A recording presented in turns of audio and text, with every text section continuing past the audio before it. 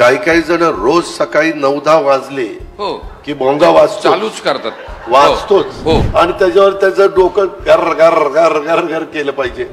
मी अलीकडं कधी फार कुठे काही वेडेवाकडे शब्द कधीच वापरत नाही. मी 12-15 वर्षापूर्वी एकदाच वापरला, जी माझी पूर्ण. हे राजकीय वातावरण सगळं एवढं गढूळ का व्हायला पाहिजे?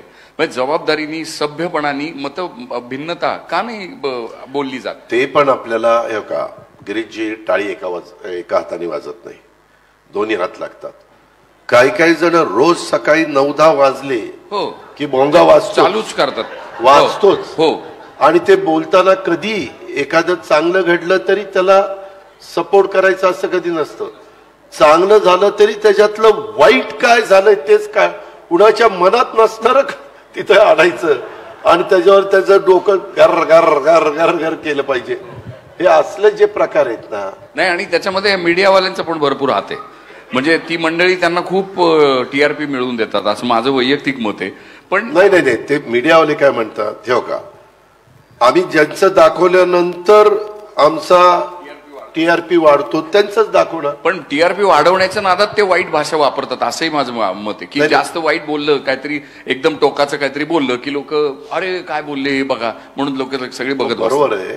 त्याच्यामुळं तुम्ही बघा, मी अलीकडं कधी फार कुठे काही वेडेवाकडे शब्द कधीच वापरत नाही.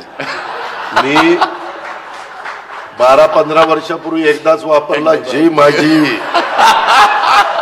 पूर्ण. ऍक्च्युअली ते ना तुम्ही अतिशय मनापासून बोलला होता, हे लक्षात येत होतं. आमच्या गावाकडे काय बोलतात ते सांगायला लागलं तर काय होईल.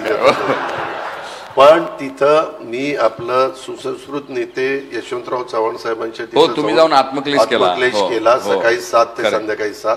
आणि तेव्हा ठरवलं की बाबा आपण आता हे राजकीय क्षेत्र निवडलेलं आहे.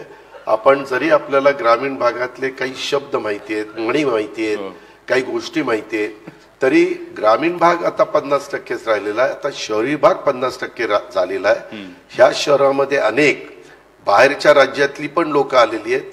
सुशिक्षित सगळे पिढी, विशेषतः इंग्रजी माध्यमातून शिकलेली किंवा वेगळ्या प्रकारचा विचार करणारी अशी मोठ्या प्रमाणावर आहे. आणि त्यांना हे शब्द एवढे खटकतात त्यापेक्षा त्या शब्दाला आपल्या तोंडातनं बाहेरच पडून द्यायचं. बरोबर.